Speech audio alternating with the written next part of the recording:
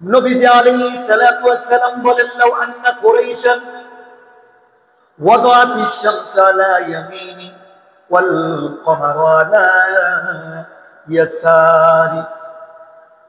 ও আমার চাচা আবু তালেব, মক্কার মানুষগুলা যদি লাউ আন্না কুরাইশান ওয়াদাআতিশ শামস, আমার এক হাতে যদি আসমানের সূর্যটা দিয়া দেয়, ওয়াল কমারু আলা ইয়াসারি, আর আমার বাম হাতে যদি পূর্ণিমার চাঁদ দিয়া দেয়, এক হাতে যদি আমার হাতে সূর্য দিয়া দেয়, আর এক হাতে যদি পূর্ণিমার চাঁদ দিয়া দেয়, আর যদি মক্কার মানুষগুলা আমাকে বলে আল্লাহর নাম বলা বন্ধ করে দাও, ও আমার চাচা আবু তালেব, আমি সূর্য আর চন্দ্রকে একদিকে রেখে দিব, আমার যতক্ষণ পর্যন্ত রূহ আর প্রাণ থাকবে ততক্ষণ পর্যন্ত আমি আল্লাহ তাআলার গুণগান বন্ধ করব না। আরো জবান খুলে বলে সুবহানাল্লাহ। আল্লাহ পাক রব্বুল আলামিন তার মাহবুবের এই উত্তর পাইয়া খুশি হয়ে গেলেন। সঙ্গে সঙ্গে আল্লাহ তাআলা নাজিল করে দিলেন, আমার সাথে বলুন, কুল হুয়াল্লাহু আহাদ আল্লাহুস সামাদ লাম ইয়ালিদ ওয়া লাম ইউলাদ ওয়া লাম ইয়াকুল লাহু কুফুয়ান আহাদ। এই প্রসিদ্ধ এই সূরাতুল ইখলাস আপনাদের সামনে আলোচনা করে পাঠ করেছি। ওয়া মা তাওফীক ইল্লা বিল্লাহ।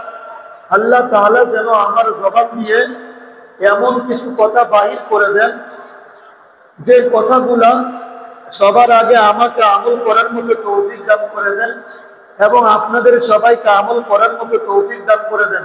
সকলে বলুন আমিন।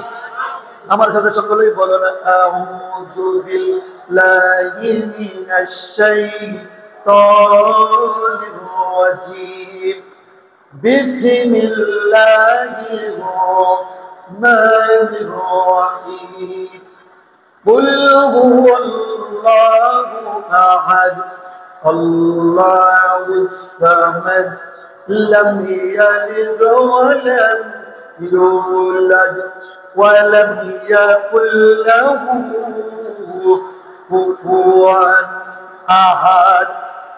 সূরাতুল ইখলাস, কুল হুয়াল্লাহ সূরা। এই সূরাতে আল্লাহ পাক রব্বুল আলামিন 3টা আয়াত রেখে দিয়েছেন।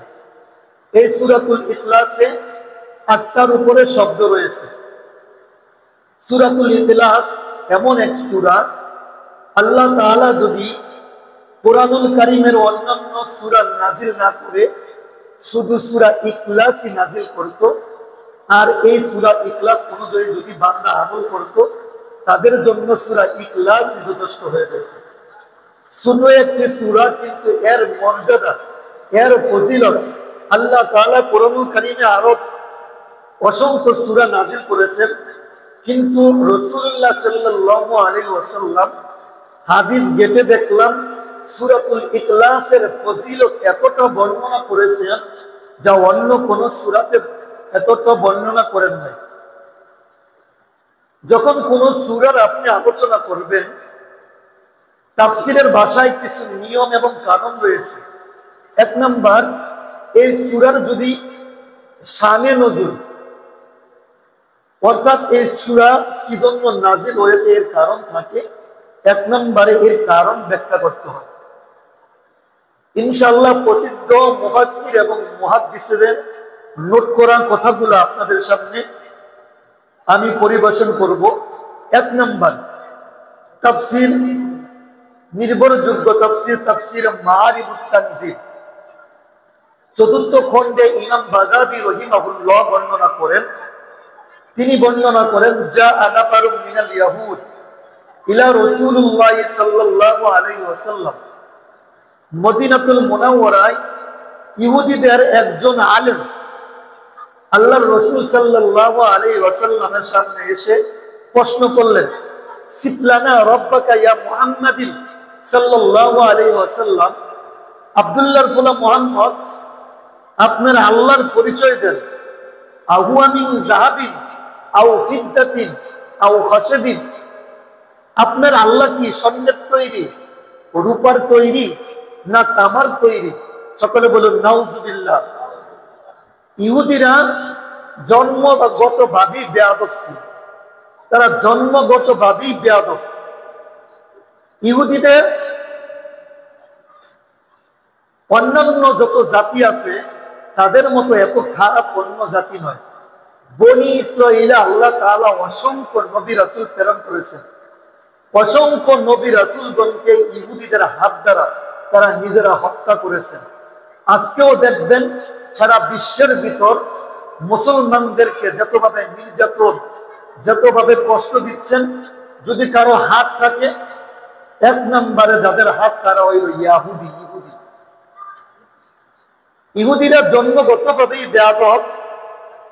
ইমাম বাগাবী রাহিমাহুল্লাহ বর্ণনা করেন, আল্লাহর রাসূলকে বললেন, আপনার আল্লাহ কি স্বর্ণের তৈরি, আপনার আল্লাহ কি রূপার তৈরি, আপনার আল্লাহ কি তামার তৈরি, আমাকে একটু জানান।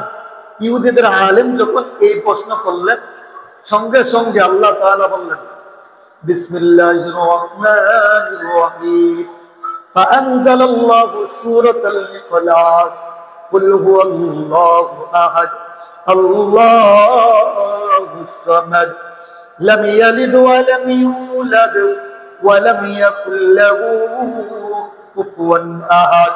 আল্লাহ তাআলা সঙ্গে সঙ্গে ইহুদিদেরকে উত্তর দিলেন, কুল হুয়াল্লাহু, রাসূল আপনি বলে দেন, হুয়াল্লাহু আহাদ, আল্লাহ তাআলা এক, ওনার কোনো শরীক নাই। আল্লাহুস সামাদ, উনি ওয়ামুখাপেক্ষী, উনি বেনিয়াজ। লাম ইয়ালিদ ওয়া লাম ইউলাদ, তিনি কারো থেকে জন্মগ্রহণ করেন নাই। ওয়া লাম ইয়াকুল লাহু কুফুয়ান আহাদ, এবং কারো থেকে জন্মগ্রহণ করেন নাই, কাউকে জন্ম দেন নাই। তিনি বুয়ানুন না, তিনি খানও না, তিনি এক, তিনি বেনিয়াজ। তিনি হইলেন কে বলুন তো? আরো জবান খুলে বলুন কে? দুই নম্বর, দ্বিতীয় কারণ কি হলো? সূরা ইখলাস নাজিলের কারণ, নবীজির চাচা আবু তালেবের কাছে কাফেরদের মধ্যে মক্কার বিশিষ্ট যে কাফেররা আছে, নবীজির চাচা আবু তালেবের কাছে আসলেন।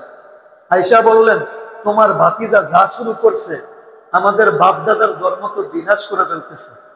তোমার ভাতিজা যদি আসে, তোমাকে আমি আজকে কয়েকটা প্রস্তাব দিয়ে দিলাম, তোমার ভাতিজাকে বলবা সে যেন এই নতুন ধর্ম প্রচার করা বন্ধ করে দেয়। যদি বন্ধ করে দেয় কি করব? তিনি যদি সম্পদ চান তাহলে মক্কার অর্ধেক সম্পদ ওনার নামে করে দিন। উনি যদি নেতৃত্ব চান তাহলে মক্কার নেতৃত্ব দিয়ে দিন। যদি উনি বিয়ে করতে চান, মক্কার সবচেয়ে যে সুন্দরী রমণী, তাকে ওনার সাথে বিয়ে দিয়ে দিব। উনি যদি কি চান, সিংহাসন চান, তাহলে ওনাকে সিংহাসন দিয়ে দিন। তোমার ভাতিজাকে এই কথা বলবো। আবু তালেব বললেন, ঠিক আছে, আমার ভাতিজা যদি আসে তাহলে আমার ভাতিজাকে আমি এই কথা বলবো। আল্লাহর রাসূলকে যখন এই কথা বললেন, রাসূলুল্লাহ সাল্লাল্লাহু আলাইহি ওয়াসাল্লাম কত সুন্দর উত্তর দিলেন। নবীজি আলাইহিস সালাতু ওয়াস সালাম বলেন, লাউ আন্না কুরাইশান ওয়াদাআতিশ শামসা আলা ইয়ামিনি ওয়াল কমারা আলা ইয়াসারি। ও আমার চাচা আবু তালেব, মক্কার মানুষগুলা যদি লাউ আন্না কুরাইশান ওয়াদাআতিশ শামস, আমার এক হাতে যদি আসমানের সূর্যটা দিয়ে দেয়, ওয়াল কমারু আলা ইয়াসারি, আর আমার বাম হাতে যদি পূর্ণিমার চাঁদ দিয়ে দেয়, এক হাতে যদি আমার হাতে সূর্য দিয়ে দেয়, আর এক হাতে যদি পূর্ণিমার চাঁদ দিয়ে দেয়, আর যদি মক্কার মানুষগুলা আমাকে বলে আল্লাহর নাম বলা বন্ধ করে দাও, ও আমার চাচা আবু তালেব, আমি সূর্য আর চন্দ্রকে একদিকে রেখে দিব। আমার যতক্ষণ পর্যন্ত রূহ আর প্রাণ থাকবে, ততক্ষণ পর্যন্ত আমি আল্লাহ তাআলার গুণগান বন্ধ করব না। আরো জবান খুলে বলে সুবহানাল্লাহ। আল্লাহ পাক রব্বুল আলামিন তার মাহবুবের এই উত্তর পাইয়া খুশি হয়ে গেলেন। সঙ্গে সঙ্গে আল্লাহ তাআলা নাজিল করে দিলেন, আমার সাথে বলুন, কুল হুয়াল্লাহু আহাদ আল্লাহুস সামাদ লাম ইয়ালিদ ওয়া লাম ইউলাদ ওয়া লাম ইয়াকুল লাহু কুফুয়ান আহাদ। এই প্রসিদ্ধ দুইটা কারণ হইল কোরআন নাজিলের। এবার যখন কোন সূরার তাফসীর করবেন, এই সূরার যদি ফজিলত থাকে, তাফসীরের ভাষায় এই সূরার ফজিলত বর্ণনা করতে হয়। সূরাতুল ইখলাসের এত ফজিলত আমি বর্ণনা করে শেষ করতে পারবো না। এর ভিতরে প্রসিদ্ধ কিছু হাদিস আমি আমার ডায়েরিতে নোট করেছি। এক নাম্বার, রাসূলুল্লাহ সাল্লাল্লাহু আলাইহি ওয়াসাল্লাম বলেন, মান ক্বারাআ কুল হুয়াল্লাহু আহাদ 10 মাররাত বানাল্লাহু লাহু কসরান ফিল জান্নাহ। যে ব্যক্তি দৈনিক 10 বার সূরাতুল ইখলাস পাঠ করবে, বলুন তো কয়বার? আমার কথা বোঝা যায়? বলুন তো কয়বার? আল্লাহ তাআলার হাবিব বলেন, মান ক্বারাআ কুল হুয়াল্লাহু আহাদ 10 মাররাত, যে ব্যক্তি দৈনিক 10 বার কুল হুয়াল্লাহ করবে, কসরান ফিল জান্নাহ, আল্লাহ পাক রব্বুল আলামিন তার জন্য জান্নাতে একটা মহল বানাইয়া দিবে। দ্বিতীয় নম্বরে রাসূলুল্লাহ বলেন, ওয়া মান ক্বারা 20 মাররাত ওয়া মান ক্বারাহা 20 মাররাত, যে ব্যক্তি দৈনিক 20 বার সূরাতুল ইখলাস পাঠ করবে, আল্লাহ তাআলা তার নামে জান্নাতে 2টা মহল বানাইয়া দিবে। ওয়া মান ক্বারাহা 30 মাররাত বানাল্লাহু লাহু 3 কুসুরিন ফিল জান্নাহ, আল্লাহর যে বান্দা দৈনিক 3 বার সূরাতুল ইখলাস পাঠ করবে, আল্লাহ পাক রব্বুল আলামিন জান্নাতে তার নামে 3টা মহল বানাইয়া দিবে। সূরা ইখলাস পড়তে কত সময় লাগে? আমার সাথে আবার বলুন তো, বিসমিল্লাহির রহমানির রহিম, কুল হুয়াল্লাহু আহাদ আল্লাহুস সামাদ লাম ইয়ালিদ ওয়া লাম ইউলাদ ওয়া লাম ইয়াকুল লাহু কুফুয়ান আহাদ। সর্বোচ্চ হাইস্ট হলে 5 মিনিট লাগে। 3 বার 5 মিনিট না, 2 মিনিট লাগবে 3 বার সূরা কুল হুয়াল্লাহু পাঠ করতে। আপনারা পড়বেন তো ইনশাআল্লাহ? কে কে পড়বেন হাত তুলে দেখেন তো ইনশাআল্লাহ। আল্লাহ তাআলা কবুল করে নেন, সকলে বলেন আমিন। মুসলমান ভাইরা আমার, মুসনাদে আহমদে ইমাম আহমদ রাহিমাহুল্লাহ বর্ণনা করেন, আল্লাহর নবী রাহমাতুল লিল আলামিন বলেন, আল্লাহর কোন বান্দা যদি দৈনিক 5 ওয়াক্ত ফজর নামাজের পর, দৈনিক 5 ওয়াক্ত ফরজ নামাজের পর, বলুন তো কোন নামাজের পর? ফরজ নামাজের পর সূরাতুল ইখলাস 10 বার পাঠ করে, বলুন তো কয়বার? 10 বার পাঠ করে।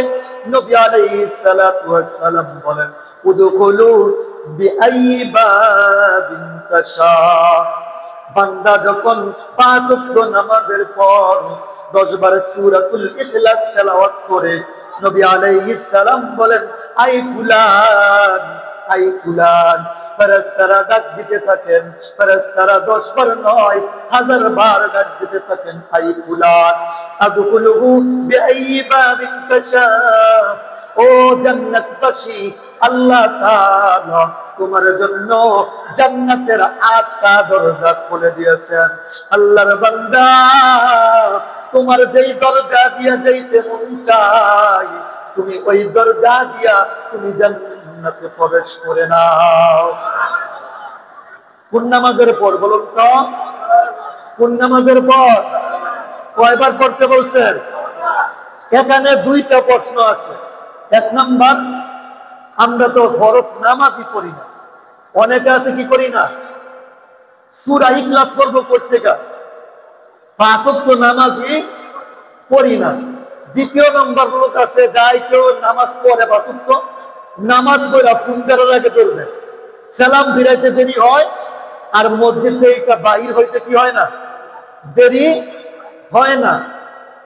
আবার আরেক দল আছে নামাজ পড়ে বলে নামাজের পরে কোনো মোনাজাত।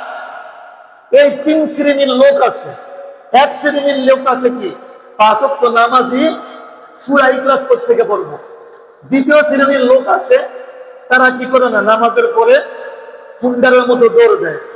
তৃতীয় শ্রেণীর লোক আছে নামাজের পরে কিনে কোনো দোয়া নামাজ পড়েই সে কি করে দেয়, সুন্নতে অন্যান্য কাজে কি করে দেয়, দাঁড়াইয়া যায়। অথচ স্পষ্ট হাদিস শরীফে আল্লাহর রাসূল বলেন, যদি কোনো ব্যক্তি পাঁচ ওয়াক্ত ফরজের পর কি করে তিনবার সূরাতুল ইখলাস তেলাওয়াত করে ফেরেশতারা ডাকতে থাকে, তোমার জন্য আল্লাহ তাআলা জান্নাতের 8টা দরজা খুলে দেয়, তোমার যেই দরজা দিয়ে মন চায় তুমি ওই দরজা দিয়ে জান্নাতে প্রবেশ করে নাও। জোরে জোরে বলি সুবহানাল্লাহ। আল্লাহ পাক রব্বুল আলামিন কুরআনুল কারীমের 30 নম্বর পড়ায় বলেন, ফাইজা ফারাগতা ফানসাব ওয়া ইলা রাব্বিকা ফারগাব। নবী আলাইহিস সালাতু ওয়াস সালাম বলেন, তোমরা যখন 5 ওয়াক্ত নামাজ আদায় করো, নামাজের পর পর আল্লাহর কাছে হাত তুলে মোনাজাত করো। আমার এই আয়াতের ব্যাখ্যায় আমি যে কথা বললাম, এই কথাটা তাফসীরের প্রসিদ্ধ একজন নয়, দুইজন নয়, 14 জনের উপর প্রসিদ্ধ তাফসীরগণ এই কথাটা উল্লেখ করেছেন। ফাইজা ফারাগতা ফানসাব, এই আয়াত উল্লেখ করে বলেন, তুমি যখন নামাজ আদায় করো ফিনিশিং এ তুমি কি করো, আল্লাহর কাছে হাত তুলে মোনাজাত করো। কারা কারা বর্ণনা করছেন? হযরত আব্দুল্লাহ ইবনে আব্বাস, হযরত হাসান বসরি রাদিয়াল্লাহু তাআলা আনহু, জালালউদ্দিন সুয়ুতী আনহু, ইবনে জারির আত-তাবারি রাদিয়াল্লাহু তাআলা আনহু, ইবনে কাসির রাদিয়াল্লাহু তাআলা আনহু, ফখরুদ্দিন রাজি রাদিয়াল্লাহু তাআলা আনহু, ইমাম রাজি ফখরুদ্দিন রাজি রাদিয়াল্লাহু তাআলা আনহু তাফসীর, ওনার তাফসীরের 11 নম্বর খণ্ডে উনি লেখেন, ফাইজা ফারাগতা ইয়া মুহাম্মদ মিন সালাতিল মাকতুবা ফানসাব ইলা রাব্বিকা ফিদ দুআ। ইমাম ফখরুদ্দিন রাজি উনি ওনার তাফসীরে বলেন, মুহাম্মদ সাল্লাল্লাহু আলাইহি ওয়াসাল্লাম আপনি যখন নামাজ শেষ করেন, নামাজ শেষ করার পর আল্লাহর কাছে হাত তুলে মোনাজাত করেন। তাহলে নামাজের পরে মোনাজাত করার দরকার আছে কি নাই? না নামাজ পড়ে গেলে দৌড় দিবেন?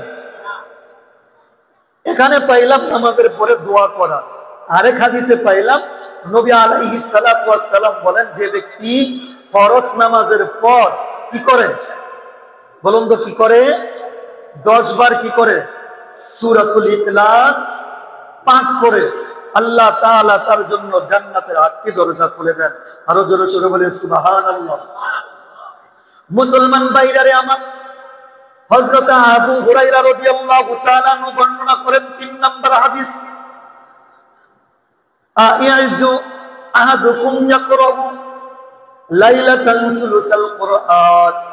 ও সাহাবায়ে কেরাম, নবী আলাইহিস সালাম বলেন, তোমাদের মধ্যে কে আছো রাতের অর্ধেক ভাগের মধ্যে কোরআন শরীফের 3 ভাগের 1 ভাগ তুমি খতম করবা? তোমাদের মধ্যে এমন কি কেউ আছো?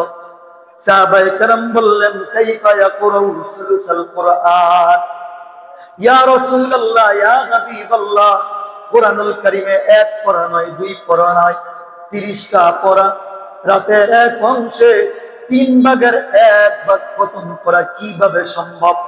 আমাদের কাছে তো 3 ভাগের 1 ভাগ খতম করা সম্ভব নয়। নবী আলাইহিস সালাতু ওয়াস সালাম বলেন, সূরাতুল ইখলাস তাদিলু সুলুসাল কুরআন। নবী বলেন, ও সাহাবীরা, তোমাদের মধ্যে যদি কেউ রাতের যে কোনো সময় সূরাতুল ইখলাস একবার তেলাওয়াত করে, কেমন জানি সে কুরআনুল কারীমের 3 ভাগের 1 ভাগ খতম করে ফেলে। আরো জবান করে বলে সুবহানাল্লাহ।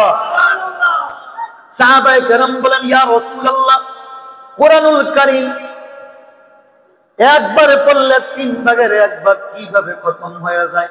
নবী বলেন, সাহাবী, আল্লাহ তাআলা কোরআন কারীমকে 3টা ভাগ করেছেন। 1 ভাগে আল্লাহ তাআলা আল্লাহর তাওহীদের কথা বলেছেন, 2 নম্বর ভাগে আল্লাহ তাআলা নবীদের কথা বলেছেন, জান্নাতের কথা বলেছেন, জাহান্নামের কথা বলেছেন, কবরের কথা বলেছেন। 3 নম্বরে আল্লাহ তাআলা বিভিন্ন মাসাইল নিয়ে কথা বলেছেন। আল্লাহ পাক রব্বুল আলামিন কোরআনের 1 ভাগ তাওহীদ নিয়ে কথা বলেছেন। এই তাওহীদের সমস্ত ব্যাখ্যাগুলা আল্লাহ তাআলা সূরাতুল ইখলাসে রেখে দিয়েছেন। কেউ যদি সূরাতুল ইখলাস 1 ভাগ পাঠ করে, তাহলে কোরআনুল কারীমের অর্ধেক ভাগের, কোরআনুল কারীমের 3 ভাগের 1 ভাগ যেন সে তেলাওয়াত করে ফেলল। 4 নম্বর, নবী আলাইহিস সালাতু ওয়াস সালাম কোন এক যুদ্ধতে, আপনারা কথাগুলো শুনতেছেন, কোন এক যুদ্ধতে সাহাবায়ে কেরামকে পাঠাইলেন। এর ভিতরে একজনকে ইমাম নিযুক্ত করলেন। ইমাম বুখারী রাহিমাহুল্লাহ বর্ণনা করেন, সাহাবীকে যখন যুদ্ধের ময়দানে পাঠাইলেন, সাহাবী কি করলেন?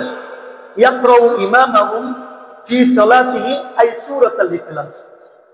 ইমাম সাহেব প্রথম রাকাতে 1 কিরাত পড়ে, 2 নম্বর কিরাত যখন পড়ে, ওই কিরাতে সূরাতুল ইখলাস পড়ে। প্রথম কিরাতে আলাম তারা পড়লো, 2য় কিরাতে আবার সূরা ইখলাস পড়ে। জোহর নামাজে দাঁড়াইছে, সেম একই পড়ে। মাগরিব নামাজে দাঁড়াইছে, প্রথম কিরাতে যে কোন এক সূরা পড়ে, 2য় কিরাতে সূরা ইখলাস পড়ে। এশার নামাজ যখন পড়ে, এশার নামাজও যে কোন প্রথম রাকাতে 1 কিরাত পড়ে, 2য় রাকাতে সূরা ইখলাস পড়ে। সাহাবায়ে কেরাম বিরক্ত হয়ে গেলেন যে সাহাবীকে ইমাম বানাইছে, এই সাহাবীকে আর কোন সূরা পড়ে না, খালি 5 ওয়াক্ত নামাজে প্রত্যেক দিনে গেলে কি করে? সূরা ইখলাস পড়ে। আমাদের মধ্যে এমন আছে না, যখন ইমাম 1টা কিরাত পড়ে, হুজুর মনে আর কোন কিরাত পারে না, খালি 1টা কিরাতই পড়ে, আর কোন কিরাত নাই, এরকম আছে না? তো সাহাবায়ে কেরাম বলতেছেন, যে সাহাবীকে ইমাম বানাইছেন উনি খালি 1 কিরাতই পড়ে।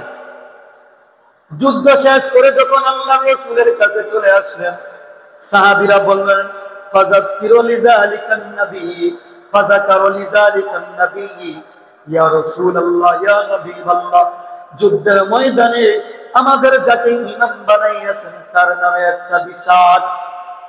নবী আলাইহিস সালাম বলেন, কি বিচার নিয়ে আসছো?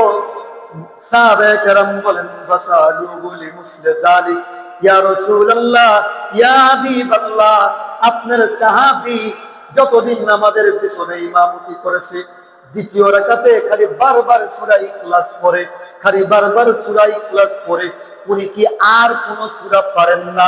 সাহাবায়ে কেরাম ডাক দিয়া বলেন, তোমরা ওই সাহাবীকে নিয়ে আসো। সাহাবীকে যখন নিয়ে আসলেন, নবী আলাইহিস সালাম বলেন, ও সাহাবী, তুমি কেন বারবার সূরাতুল ইখলাস নামাজে তেলাওয়াত করো? সাহাবী উত্তর ডাক দিয়া বলেন, আল্লাহর নবী গো, ইন্না হাযিহি সিফাতুর রহমান, ইয়া রাসূলুল্লাহ, ইয়া হাবিবাল্লাহ, এই সূরাতুল ইখলাসে আল্লাহ পাক রব্বুল আলামিনের সিফাত রয়েছে, আল্লাহ পাক রব্বুল আলামিনের পরিচয় রয়েছে, আল্লাহ পাক রব্বুল আলামিনের নাম রয়েছে, আল্লাহ পাক রব্বুল আলামিনের গুণগান রয়েছে। ইয়া রাসূলুল্লাহ, ইয়া হাবিবাল্লাহ, উহিব্বুকা সূরাতুল ইখলাস, এই জন্য আমি এই সূরাটাকে ভালোবাসি, আমি এই সূরাটাকে মহব্বত করি, এই সূরাটাকে আমার দিল দিয়া ভালোবাসি।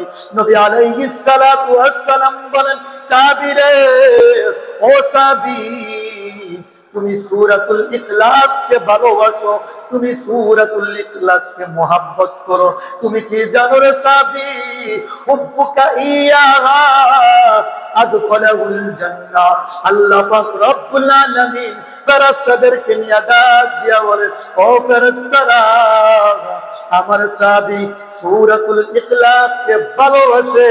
আমি ফেরেশতা, আমি আল্লাহ ঘোষণা দিলাম, আমার বান্দা যেহেতু সূরাতুল ইখলাসকে ভালোবাসে, আমি আল্লাহ তাআলা এই ভালোবাসায় আমি আমার সাহাবীকে ভালোবাসা দিলাম। ভালোবাসার বিনিময় কি দিলাম? আদখালাহুল জান্নাহ।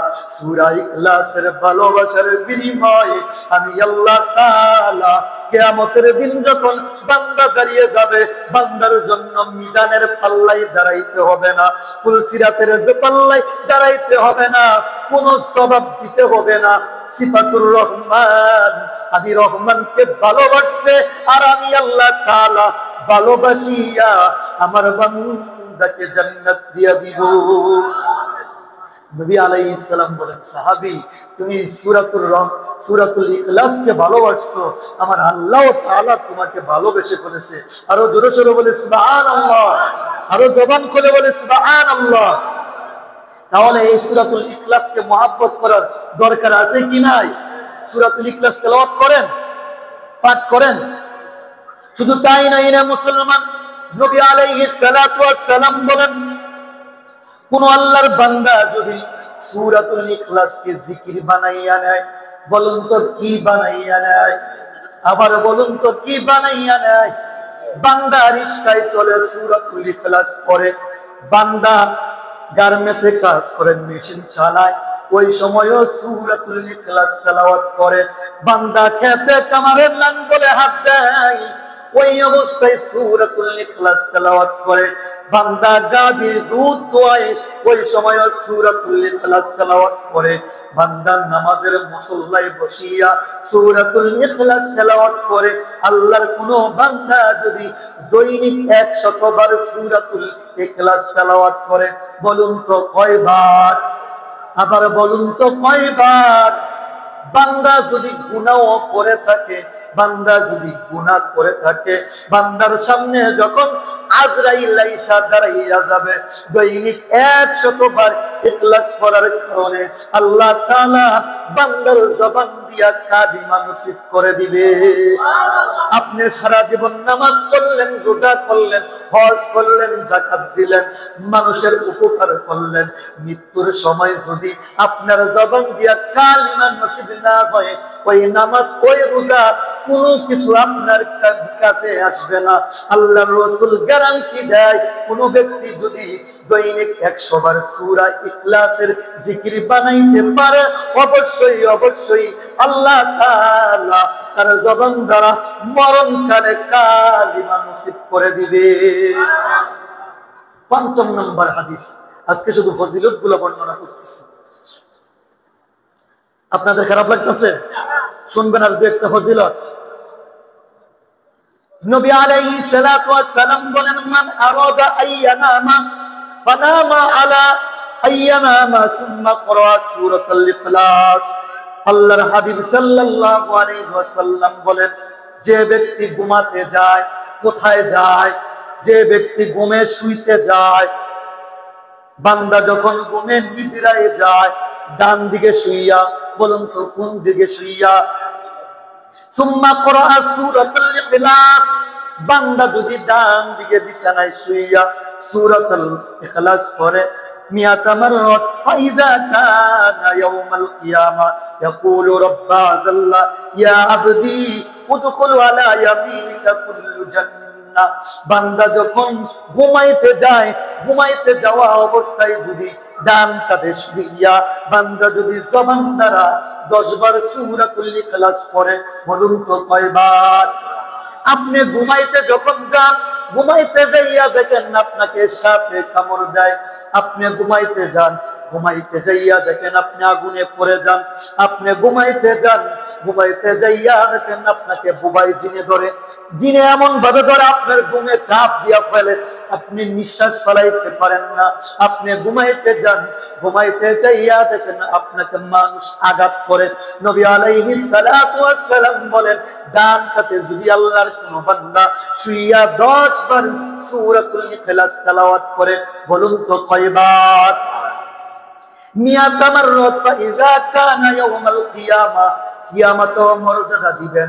আর আল্লাহ তাআলা সমস্ত বদ শয়তান বদ জিনের সমস্ত স্বপ্ন থেকে যিনি হেফাজত করে নিবেন, বলুন তো তিনি কে? আরো জবান খুলে বলুন তিনি কে? আপনাকে বদ জিন থেকে হেফাজত করবেন না। তারপরে আল্লাহ তাআলা বলেন, ফাইজা কানা ইয়াউমাল কিয়ামাহ, কিয়ামতের দিন আল্লাহ তাআলা বলবেন, ইয়াকুলু রাব্বু আযজা ওয়া জাল্লা ইয়া আবদি, হে আমার প্রিয় বান্দা, আদখুলু আলা ইয়ামিনিকা কুল্লু জান্নাহ, হে আমার ইখলাসের মুহাব্বতকারী বান্দারা, হে আমার প্রিয় বান্দারা, আসো আমার কাছে আসো। আজকে যেই তোমরা সূরা ইখলাসকে তোমার জবানকে জিকির বানাইছো, আমি আল্লাহ তাআলা তোমাদেরকে সম্মান দিব, সকলের সামনে আপনার নামে ঘোষণা দিয়া যিনি আপনাকে জান্নাতে প্রবেশ করাইয়া দিবেন, বলুন তো তিনি কে? আরো জবান করে বলুন তিনি কে? 5 নম্বর ফজিলত, যে ব্যক্তি ঘুমে যাওয়ার অবস্থায় ডান দিকে শুইয়া 10 বার সূরাতুল ইখলাস পড়বে, আপনার কখনো ঘুমের ঘরে খারাপ স্বপ্ন দেখবেন? অনেকে আইসা বলে, হুজুর ঘুমে অনেক কিছু দেখি, জিনে ধরে এই করে স্বপ্ন দোষ হয়। আপনি কিছু লাগবে না, ঘুমে যাওয়া অবস্থায় 10 বার সূরাতুল ইখলাস পড়বেন, কুল হুয়াল্লাহু আহাদ পড়বেন, কুল ইয়া আইয়ুহাল কাফিরুন পড়বেন, কুল আউযু বিরাব্বিন নাস পড়বেন, কুল আউযু বিরাব্বিল ফালাক পড়বেন। আল্লাহর কসম করে বলি, কোন জাদু টনা কোনো কিছু আপনাকে কি করতে পারবে না, গাইল করতে পারবে না। কোন শত্রু জাদুটনা করে আপনাকে গাইল করতে পারবেন না। এই সূরার বরকতে যিনি আপনাকে হেফাজত করে নেবেন, বলুন তো তিনি কে? তাহলে সূরা ইখলাস পড়বো না ছাড়বো? নামাজ তো পড়ি না, সূরা ইখলাস করতে থেকে পড়বো।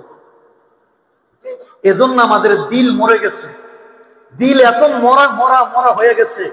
আলেম ওলামাদের আপনাদেরকে এত বুঝায়, এত বুঝায়, এত বুঝানোর পর আপনার কান দিয়ে ঢুকেন।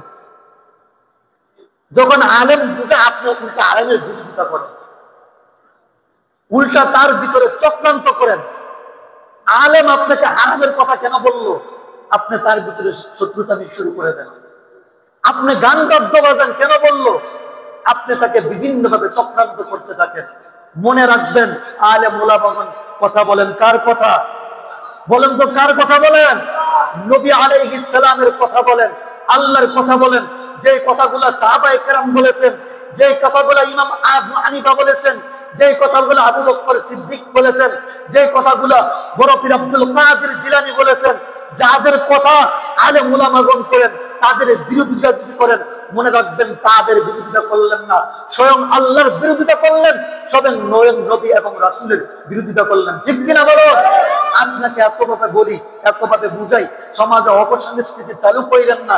আপনি একটা কাজ যখন চালু করে দিবেন, আপনার দ্বারা আর 10 জন মানুষ কি হবে, ওই কাজে ধাবিত হয়ে যাবে। আপনি একজন গুনাহ করলেন, আপনাকে দেই কারো 10 জন যখন গুনাহ করবে, এই 10 জনে যতগুলা গুনাহ হবে, এই গুনার সওয়াবের ভাগীদার আপনি হবেন। ঠিক কিনা বলুন? আল্লাহ তাআলা আমাদেরকে হেদায়েত দান করুক, সকলে বলুন আমিন। যারা 4 রাকাত ক্বাবলাল জুমার সুন্নাত আদায় করেন না, সকলে আদায় করুন।